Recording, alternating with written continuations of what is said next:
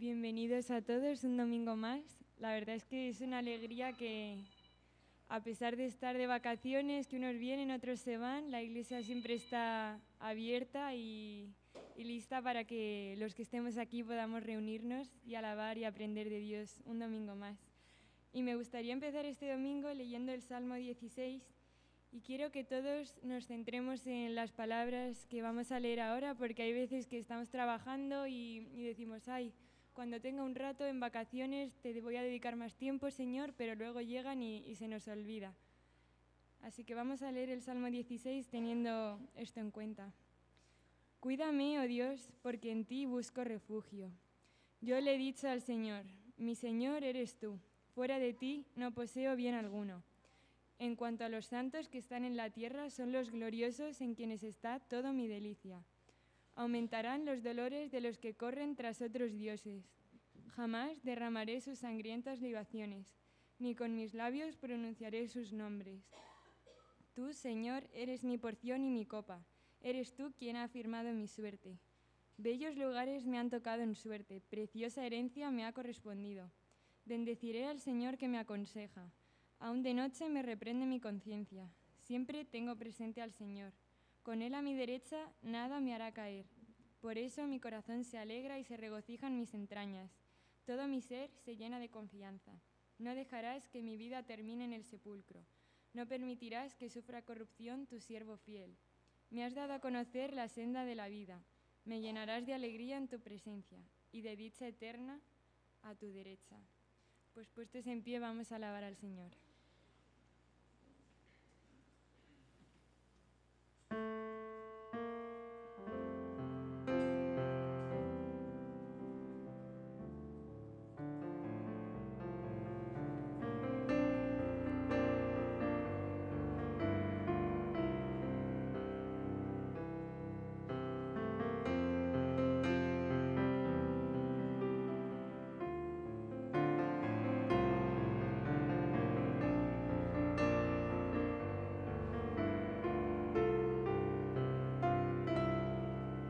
La presencia del Señor está aquí.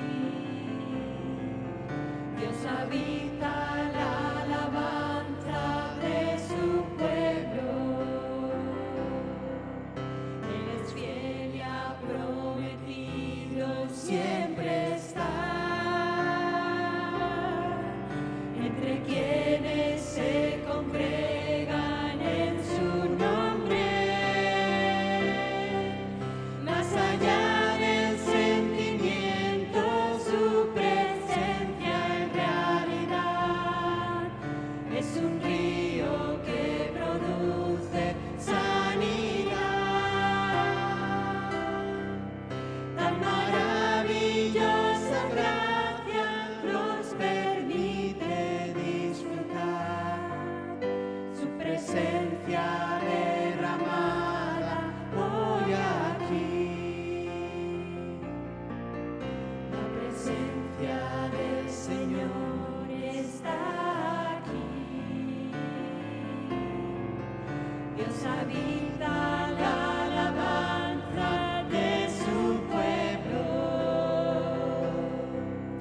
Él es fiel y ha prometido siempre estar entre quienes se congregan en su nombre.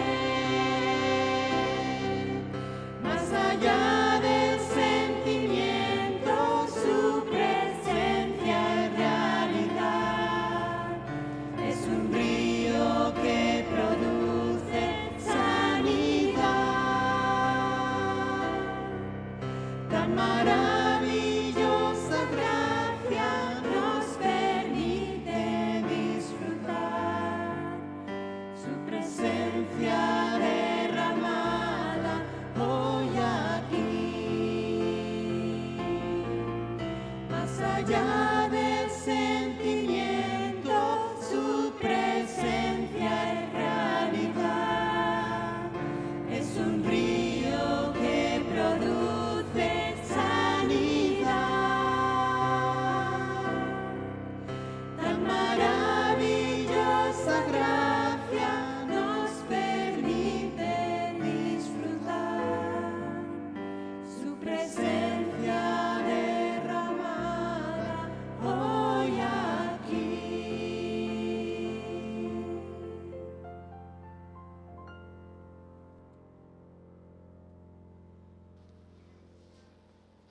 Padre, te damos gracias, Señor, por esta oportunidad, Señor, de tener una relación contigo, Señor. Gracias por darnos tanto, Señor, sin merecer nada, Señor. Gracias, Señor, y recibe esta alabanza, Señor, para tu gloria, Señor. En el nombre de Jesús. Amén.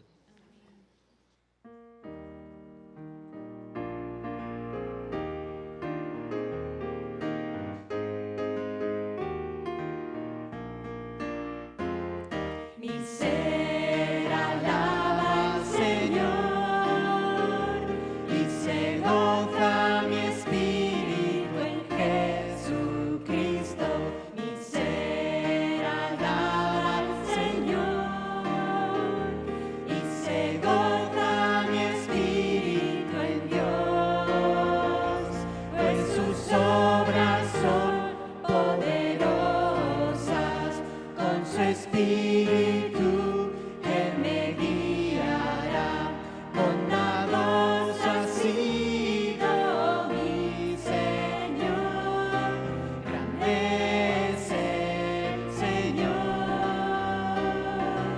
grande es el Señor. Mi ser alaba al Señor y se goza mi espíritu en Jesucristo. Mi ser alaba al Señor y se goza mi espíritu en Dios, pues sus obras son poderosas, con su espíritu Él me guiará. Bondadoso ha sido mi Señor, grande es el Señor, grande es el Señor. Es exaltado en lo alto, exaltado es el Rey. Le alabaré, es exaltado, por siempre exaltado, y yo le alabaré.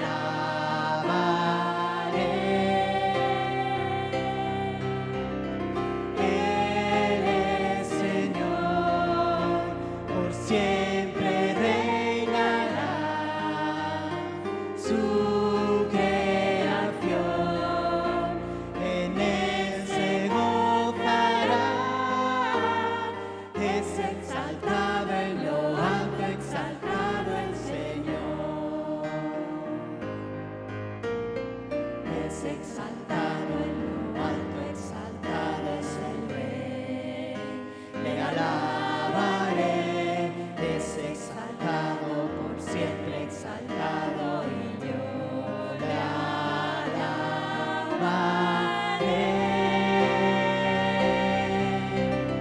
Eres Señor, por siempre reinará.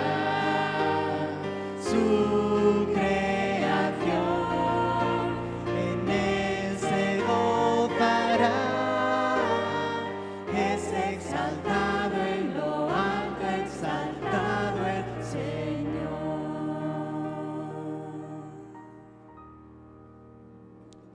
Pues ahora es el tiempo de los diezmos y las ofrendas y vamos a ponerlos primeramente en oración.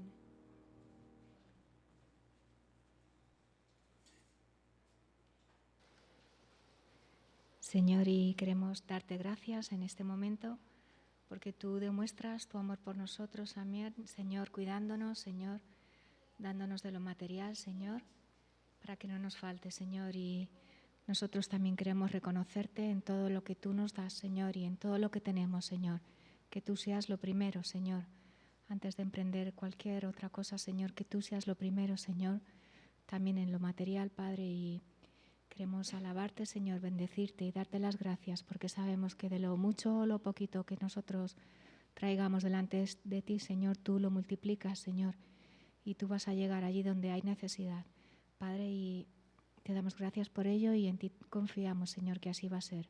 En el nombre de Jesús. Amén.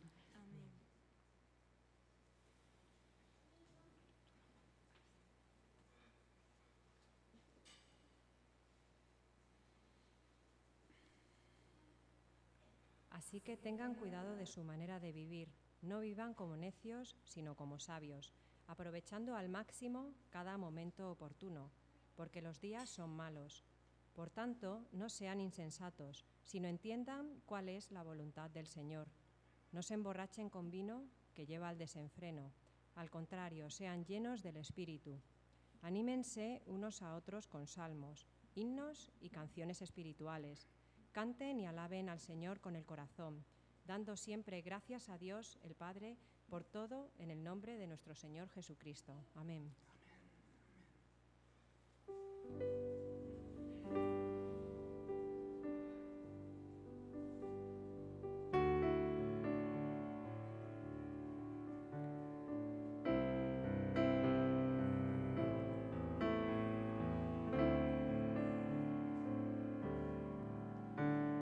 Cansado del camino, sediento de ti. Un desierto he cruzado, sin fuerzas he quedado, vengo a ti. Luché como soldado y a veces sufrí, aunque la lucha he ganado, mi armadura he desgastado, vengo a ti. Sumérgeme en el río de tu espíritu. Necesito refrescar este seco corazón, sediento de ti. Sumérgeme en el río de tu espíritu. Necesito refrescar este seco corazón, sediento de ti. Cansado del camino, sediento de ti. Un desierto he cruzado, sin fuerzas he quedado, vengo a ti. Luché como soldado y a veces sufrí, aunque la lucha he ganado, mi armadura he desgastado, vengo a ti. Sumérgeme en el río de tu espíritu. Necesito refrescar este seco corazón, sediento de ti. Sumérgeme en el río de tu espíritu.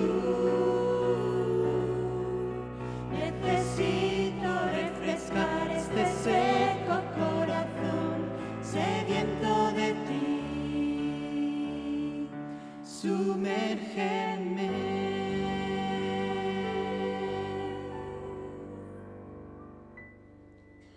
Podemos tomar asiento.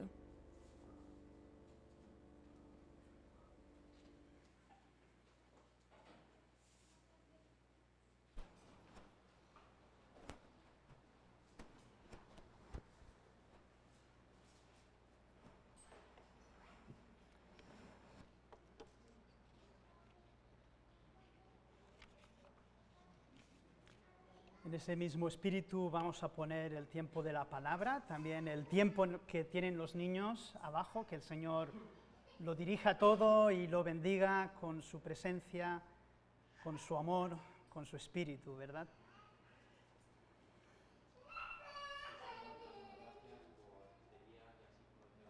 Señor, necesitamos refrescar nuestro corazón seco, Señor, y hoy estamos aquí para recibir de tu palabra. Y ponemos delante de ti, Señor, a tu siervo Samuel. Señor, gracias por su vida, por su testimonio, por todo este esfuerzo, Señor, que está haciendo para llevar, Señor, domingo tras domingo tu palabra, Señor. También por su familia, Señor. Y te pedimos, Señor, que esta palabra llegue hasta lo más profundo de nuestro corazón, Señor, y que la llevémonos a nuestra vida, que la llevemos, Señor, ahí donde tú quieres, Señor, que tu palabra se extienda. Gracias, Señor, por tu palabra. Amén. Amén. En estos últimos 6 meses, queridos hermanos y amigos, hemos estado meditando a través de la predicación expositiva en el maravilloso libro de Hechos de los Apóstoles. Con este mensaje de hoy quisiera cerrar este ciclo, esta serie de mensajes de Hechos, si bien en alguna otra ocasión, si Dios quiere, sin duda volveremos a la misma en alguna parte de este libro que nos es tan necesario. Hechos de los Apóstoles es necesario por muchas razones. Podríamos hacer una larga lista de razones por las cuales necesitamos este libro. Nos enseña cómo fueron los inicios de la iglesia cristiana primitiva, nos alienta a perseverar en nuestro camino en el día de hoy, sean cuales sean las circunstancias que enfrentemos. Nos exhorta a la necesidad imperiosa del Espíritu Santo y de su poder para ser testigos de Jesús. Nos advierte también de cómo la iglesia es atacada desde diversos flancos, especialmente por el diablo, y cómo debemos resistirle. Nos anima, cómo no, a la obra misionera en este mundo. Resalta la soberanía del Señor por encima de todo y cómo sus planes se cumplen paso a paso contra todo pronóstico. Esta segunda obra de Lucas nos habla también de la importancia vital de la iglesia en los planes eternos del Señor y en la extensión mundial del Evangelio.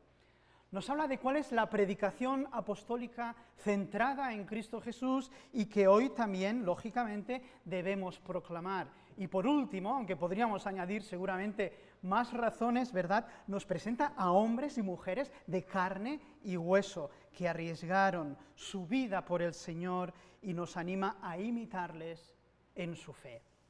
Nada más y nada menos que estas son las razones, o algunas de ellas cuanto menos, para tratar este tema tan importante de Hechos de los Apóstoles. Pues bien, para cerrar este tiempo de momento con este libro, quisiera meditar en una escena más, a través de la cual contemplamos cómo era esa iglesia en sus inicios, la iglesia cristiana. Y podéis acompañarme en la lectura de Hechos, capítulo 5, versículos 12 al 16.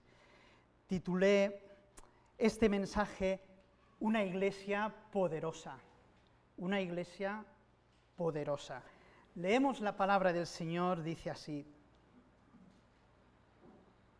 y por manos de los apóstoles se hacían muchas señales y prodigios en el pueblo, y estaban todos unánimes en el pórtico de Salomón. De los demás, ninguno se atrevía a juntarse con ellos, pero el pueblo los alababa grandemente. Y cada vez se adherían al Señor más creyentes, gran número así de hombres como de mujeres, tanto que sacaban los enfermos a las calles y los ponían en lechos y camillas, para que al pasar Pedro, a lo menos su sombra cubriese a alguno de ellos. Y aún de las ciudades circunvecinas de Jerusalén venían muchos, trayendo enfermos y atormentados de espíritus inmundos, y todos eran sanados. Dice la palabra del Señor. Observamos en nuestro texto de hoy, en primer lugar, una iglesia en la que se manifestaba el poder de Dios. Sin duda, en este primer siglo se manifestaba dicho poder de una manera destacada a través de los milagros y las señales prodigiosas. Tal como Jesús, recordamos, ministró a las personas aportando sanidad y liberación a sus vidas. Igualmente, los apóstoles, fundamento de la iglesia naciente, habían de continuar su ministerio a través de estas señales de la venida del reino. Me gusta mucho cómo lo dice el apóstol Pablo en 2 de Corintios 12:12, cuando habla de las señales de apóstol. Recordando a Jesús, efectivamente, a nuestro Señor, leemos en Marcos 1:32 que cuando llegó la noche, luego que el sol se puso, le trajeron todos los que tenían enfermedades y a los endemoniados, y toda la ciudad se agolpó a la puerta, y sanó a muchos que estaban enfermos de diversas enfermedades, y echó fuera demonios, muchos demonios, y no dejaba hablar a los demonios porque le conocían. En esta ocasión, en Hechos de los Apóstoles, tal es el poder sanador de los mismos dado por el Señor, que la misma sombra de Pedro, fijémonos, la misma sombra de Pedro al caer sobre los enfermos o endemoniados resultaba en sanidad y en liberación. Meditaba en todo esto, hermanos, y si algo quisiera destacar de este texto aquí, sin duda es lo siguiente, es que la Iglesia, hermanos, está dotada de la unción del Espíritu Santo, del poder de Dios. No se trata la Iglesia nunca de una asociación que camina en sus propias fuerzas, en la carne, en la humanidad. No se trata de una ONG al estilo de hoy en día que hace obras de caridad por buenas que sean, y mucho menos de un centro de servicios y entretenimiento. Se trata de la comunidad, en mayúsculas, de la comunidad del Espíritu, que camina en este mundo en su poder y autoridad. Y me preguntaba a tenor de esto, ¿se manifiesta hoy como antaño el poder de Dios en la Iglesia, en su Iglesia? Quizás no a través de sanidades y milagros como antaño, tan explícitos, rotundos, por lo menos en nuestro contexto, pero sí a través de una enseñanza y predicación poderosa que transforma vidas y familias, o de las oraciones contestadas de su pueblo trayendo sanidad y liberación a las personas, o quizá a través de un testimonio de perseverancia en medio de las dificultades de este tiempo, de una resistencia firme que viene desde luego del cielo, de lo alto, ¿verdad?, para enfrentar cualquiera sea la circunstancia. ¿Se manifiesta así el poder de Dios? O quizás se manifiesta a través de vidas que muestran a su alrededor el fruto del Espíritu, que es amor, gozo, paz, paciencia, benignidad, bondad, fe, mansedumbre, templanza. ¿No se hace presente el poder del Espíritu entre nosotros? En vidas que crecen y maduran conforme al carácter de nuestro Señor. ¿No se manifiesta en vidas arrepentidas y convertidas a Dios que alumbran en la oscuridad? O en vidas sencillas, hermanos, irreprensibles, celosas de buenas obras, en medio, como dice Pablo, de esta generación perversa y maligna. De múltiples maneras, podemos pensarlo, de múltiples maneras, hermanos y hermanas, hoy se debe manifestar el poder de Dios, el poder del Señor en su Iglesia. Y debemos clamar en oración por ello, por esas evidencias del Espíritu entre nosotros. Debemos pedir por su plenitud, no dar un solo paso en nuestro camino, no dar un solo paso, hermanos, sin su preciosa unción, sin su poder. Me gusta lo que dice un antiguo himno evangélico: el Espíritu de Dios está en este lugar. El Espíritu de Dios se mueve en este lugar. Está aquí para consolar, está aquí para liberar, está aquí para guiar. El Espíritu de Dios está aquí. Y dice el coro: muévete en mí, muévete en mí, toca mi mente y mi corazón, llena mi vida de tu amor. Muévete en mí, Santo Espíritu, muévete en mí, muévete en mí, Santo Espíritu, muévete en mí. Amén. Amén, hermanos. Una iglesia en la que se manifiesta el poder de Dios, el poder del Espíritu, no solo antaño, no solo antiguamente, sino también en la actualidad. En segundo lugar, vemos una iglesia unida en un mismo espíritu y adoración, tal como hemos leído de aquella primera iglesia. Estaban, dice, todos unánimes en el pórtico de Salomón. Es decir, se trataba de una iglesia comprometida y consagrada. Vivían sus miembros con un mismo corazón y alma, adorando y sirviendo al Señor.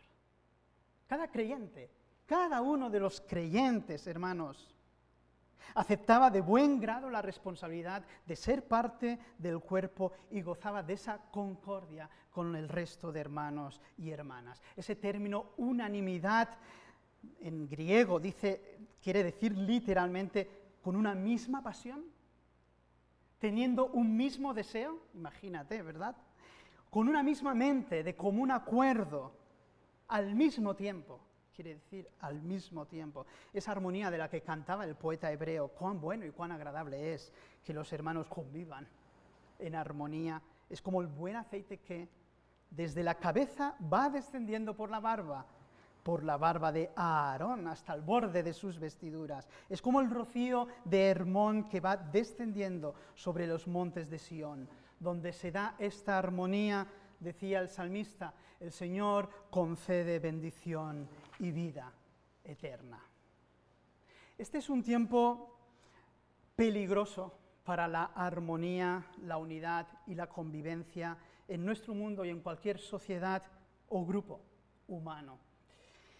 Muchos son los enemigos que se levantan contra esa misma pasión, ese mismo sentir del que habla el texto que debe caracterizar a la Iglesia del Señor. El individualismo, el orgullo personal, la comodidad, los conflictos personales, también los malos obreros, en ocasiones el analfabetismo bíblico, es decir, el desconocimiento de la Escritura, las herejías destructoras, las emboscadas del maligno. Conviene en este tiempo en que el eslogan más sonado es aquel que dice: haz tu vida, vive libre, no te comprometas, haz lo que quieras, sé tú mismo. Conviene volver a las Escrituras, queridos hermanos y hermanas, y escuchar la importancia de la responsabilidad y compromiso por la vida, unidad y armonía de la Iglesia del Señor. En palabras del autor de Hebreos, mantengamos firmes la esperanza que profesamos, porque fiel es el que hizo la promesa. Preocupémonos los unos por los otros a fin de estimularnos al amor y a las buenas obras, no dejando de congregarnos, como acostumbran hacerlo algunos, sino exhortándonos, animándonos unos a otros, y con mayor razón ahora que vemos que aquel día se acerca. Una iglesia, queridos hermanos, unida en un mismo espíritu y en adoración. En tercer lugar, vemos una iglesia que tenía buen testimonio en la ciudad. Así hemos leído de la primitiva iglesia. De los demás, ninguno se atrevía a juntarse con ellos, pero el pueblo los alababa grandemente. Es posible que el incidente de Ananías y Safira, por decirlo muy suavemente, haya tenido o haya llevado al temor, al miedo, a los que tenían poco compromiso con la iglesia o aquellos que se acercaban simpatizantes y por ello dejaron de juntarse ya con ellos en el pórtico de Salomón. No obstante, por lo demás, hermanos, la congregación unida en ese mismo sentir y en esa adoración comunitaria, sin lugar a dudas, tenía un buen testimonio en la ciudad. La gente los alababa grandemente. Les tenía en gran estima a los cristianos. Una multitud, de hecho, estaba siendo bendecida por el ministerio de los apóstoles y por la iglesia, ¿verdad?, del Señor. El amor era evidente entre ellos, un carácter pacífico y benevolente les presidía. Y gracias a ese fruto del espíritu que mostraban a los demás, eran una luz que brillaban en medio de la oscuridad. De allí el gran testimonio de esta iglesia, hermanos. Qué hermoso saber que la iglesia tiene buen testimonio para con los vecinos de la ciudad. Siempre creo y creemos todos, me imagino que ese es el primer paso, sin lugar a dudas, para alcanzarlos para Cristo Jesús. Recordaba esa escena en las últimas horas de nuestro Señor antes de subir al Calvario, ese diálogo tan hermoso en el aposento alto con los suyos. Entonces, cuando hubo salido, leemos en Juan 13:31, dijo Jesús: ahora es glorificado el Hijo del Hombre y Dios es glorificado en él. Si Dios es glorificado en él, Dios también le glorificará en sí mismo y enseguida le glorificará. Hijitos, aún estaré con vosotros un poco. Me buscaréis, pero como dije a los judíos, así os digo ahora a vosotros, a donde yo voy, vosotros no podéis ir. Un mandamiento nuevo os doy, que os améis unos a otros. Como yo os he amado, que también os améis unos a otros. En esto conocerán todos que sois mis discípulos, si tuviereis amor los unos con los otros.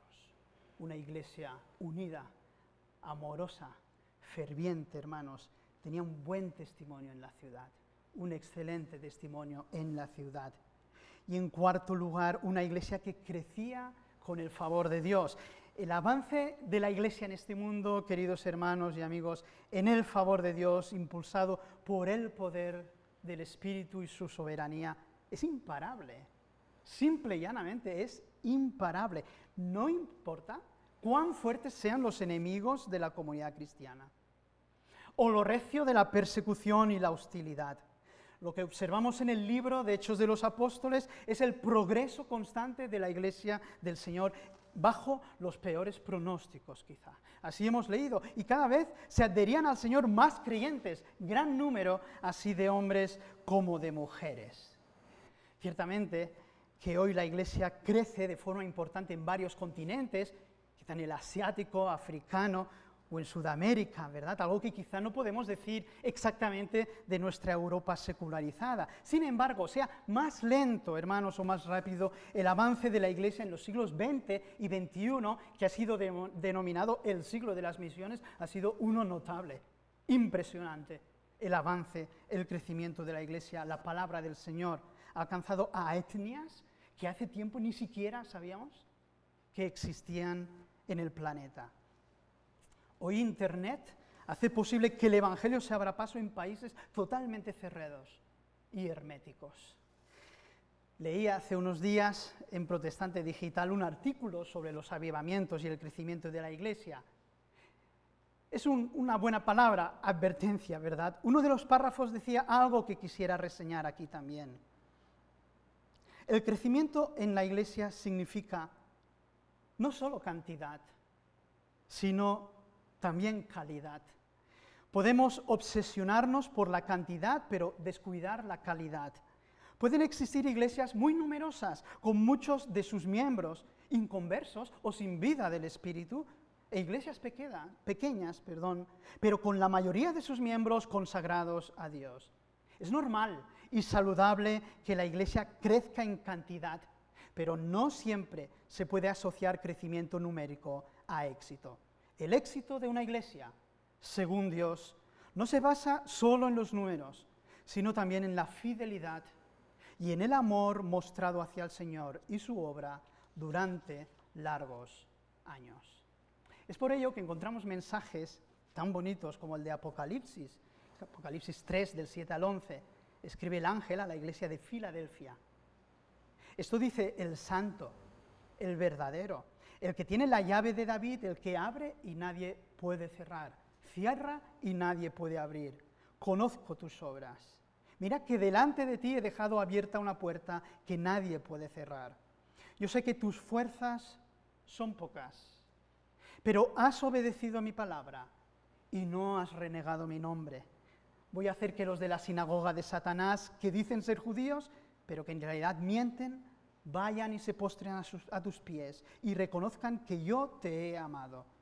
Ya que has guardado mi mandato de ser constante, yo por mi parte te guardaré a la hora de la tentación, que vendrá sobre el mundo entero para poner a prueba a los que viven en la tierra.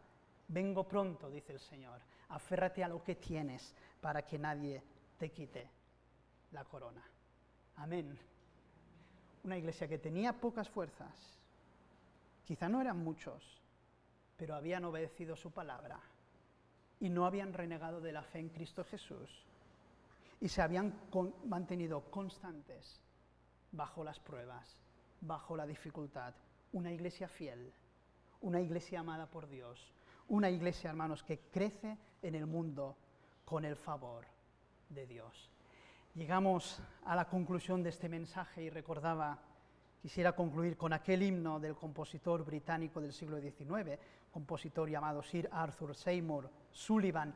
Un himno que nos llama a la perseverancia, hermanos, nos llama a la constancia contra todo viento y marea. Fue entonado, dicen, en la ceremonia fúnebre del presidente británico Dwight Eisenhower. Un himno traducido al español por el compositor Juan Bautista Cabrera.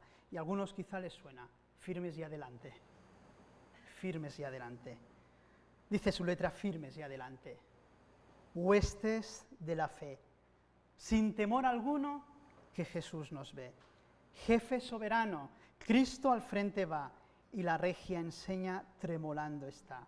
Firmes y adelante, huestes de la fe, sin temor alguno, que Jesús nos ve.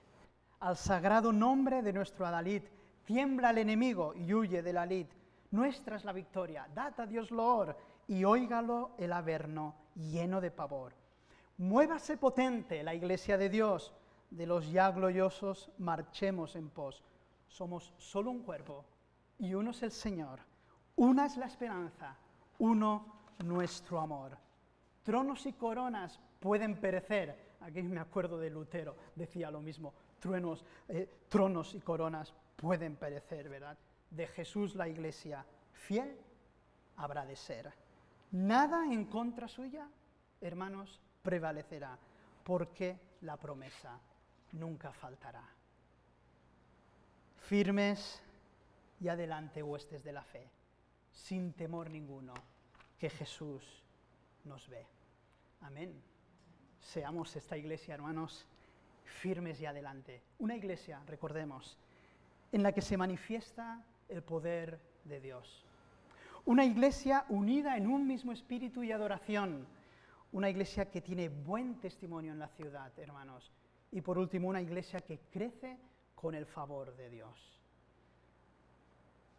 La gracia del Señor Jesucristo, el amor de Dios, hermanos, y la comunión del Espíritu sean con todos vosotros. Amén. Amén.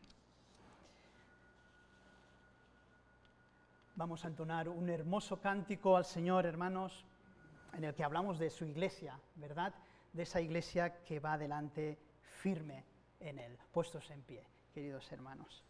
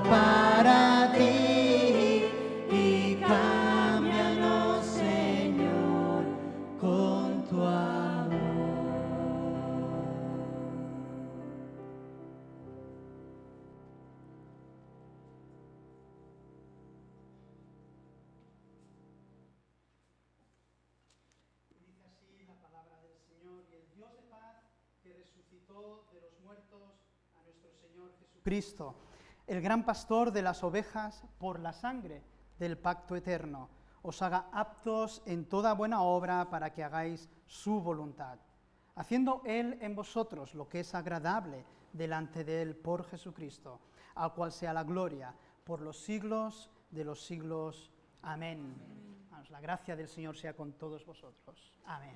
Podemos tomar asiento.